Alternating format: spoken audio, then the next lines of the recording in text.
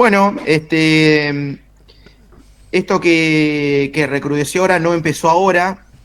Este, Tal vez siempre es bueno empezar por el inicio, que no es tan lejano. No es tan lejano porque la fundación del Estado de Israel fue en 1948, es decir, tiene poco más de 70 años, casi 80.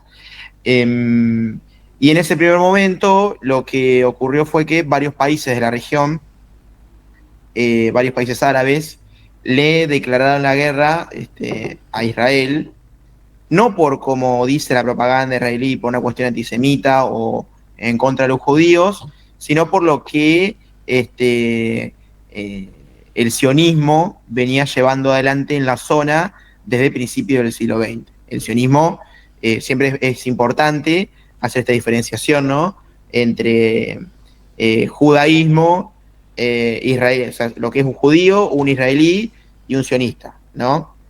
Judío es todo aquel que practica justamente la religión judía, como puede haber un católico, como puede haber un musulmán, un evangélico.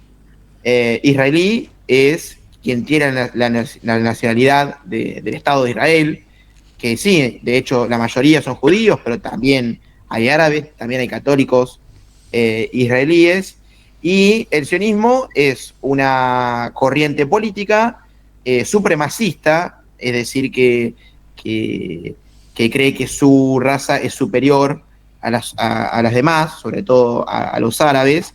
Es una corriente política que abogó desde fines del siglo XIX y a principios del siglo XX por la creación de un Estado para el pueblo judío, el Estado de Israel. Y que desde principios del siglo XX, cuando hay un recrudecimiento del antisemitismo a lo largo de toda Europa, empezó a haber una migración de judíos hacia la zona de Palestina, con una convivencia que al principio se dio de forma más bien pacífica, excepto por algunos grupos armados sionistas que empezaron a surgir en esa época, como la banda Stern, por ejemplo. Esto hay harto material histórico sobre estas bandas, sobre este terrorismo sionista en la región, que justamente lo que hacían era aterrorizar a las poblaciones árabes de la zona, de la zona de Palestina. Uno de los que habló de esto fue el mismísimo Rodolfo Walsh, quien estuvo en la zona y escribió una serie de artículos muy, muy interesantes para la revista Noticias en los 70, años 73, 74. Y bueno, esto lo digo como previo a la formación del Estado de Israel e incluso previo al surgimiento del nazismo. Digamos, ya antes de esto, el sionismo como ideología supremacista y racista se fue instalando en la región, llevando adelante atentados, ataques contra la población árabe. Luego con el holocausto, ¿no? Todo lo que sabemos de lo que fue el nazismo, y la persecución y asesinato y tortura brutal al pueblo judío. Ahí es donde obviamente se acelera la migración de europeos judíos a Israel, y después de la Segunda Guerra Mundial es la ONU, bueno, en realidad Gran Bretaña, que tenía el mandato británico sobre Palestina, que decide crear el Estado de Israel en esa región. Bien. Pero es como decir que en la guerra de Malvinas, ¿quién tuvo la culpa de los muertos del Ara General Belgrano? Los 300 muertos del hundimiento del General Belgrano, un crimen de guerra. ¿El gobierno británico o los Kelpers? Bueno, obviamente el gobierno británico, ¿no? La respuesta que cualquiera, Margaret Thatcher, criminal de guerra, admirada por el presidente Milei. Sí, pero a su vez los Kelpers no tienen responsabilidad directa sobre ese hecho, pero no dejan de ser colonos. No dejan de ser colonos sobre una tierra que no pertenece a Inglaterra. Bueno, con los israelíes pasa algo parecido. Desde ya que el pueblo israelí en su conjunto no tiene la culpa por todas las decisiones que toma el gobierno, en este caso, de extrema derecha y supremacista de Netanyahu, pero cualquier israelí es un colono. Cualquier israelí es un colono.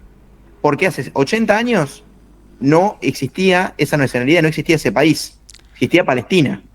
Entonces, cualquier israelí es un colono y la existencia, digamos, de las propias ciudades y de los propios asentamientos de israelíes en Palestina se basa en una injusticia. Se basa en una injusticia de la ocupación israelí sobre Palestina. Esto hay que saberlo. Porque si no también, ahora hay ciertos discursos tendientes a echarle la culpa a Netanyahu, como si se cambiara el gobierno de Israel y cambiara la cosa. Y no, el problema es Israel en sí mismo. Como Estado ocupacionista. El problema no es el gobierno de Netanyahu. Esto hay que aclararlo fuertemente, porque si no, mañana cambia Netanyahu y parece que cambió. Y no, el genocidio del pueblo palestino no empezó el 7 de octubre de 2023. Empezó hace 70 años. Y vuelvo a repetir, los textos que, mira, si me dan un segundo, sí. Por acá tengo el libro, lo voy a mostrar, porque acá está, mirá. ¿De dónde sacan los datos? Bien. Este librito, se llama Miradas hacia Palestina, tiene textos de Walsh, de Chomsky, de Genet, y los textos que escribe Rodolfo Walsh, miren, ahí está el subtítulo, ¿no? La Revolución Palestina, de Rodolfo Walsh. Digo, esto lo nombro como paradigmático. Rodolfo Walsh lo conocemos más o menos todos, los que estamos en comunicación en Argentina, y son una serie de artículos que salían en los 70, y él acá ya menciona un listado interminable de masacres y de ataques terroristas del sionismo, antes de la fundación del Estado de Israel y luego del ejército israelí sobre los árabes y sobre Palestina en particular. Entonces esto no empezó en 2023 y esto no empezó con Netanyahu. Netanyahu es la expresión actual, quizá una expresión extrema de la cuestión, pero no es que se cambia Netanyahu y cambia de repente el Estado de Israel es bueno. No. El Estado de Israel, su fundación, se basa en una injusticia y en la ocupación. Esto hay que decirlo. Y otra cosa sobre el sionismo, tenía dos planes, tenía un plan A y un plan B. El fundador del sionismo, Theodor Herzl se llama, tenía un plan A y un plan B. El plan A era Palestina, lo que efectivamente sucedió. Y el plan B, ¿saben cuál era? ¿Cuál era el plan B? La Patagonia Argentina.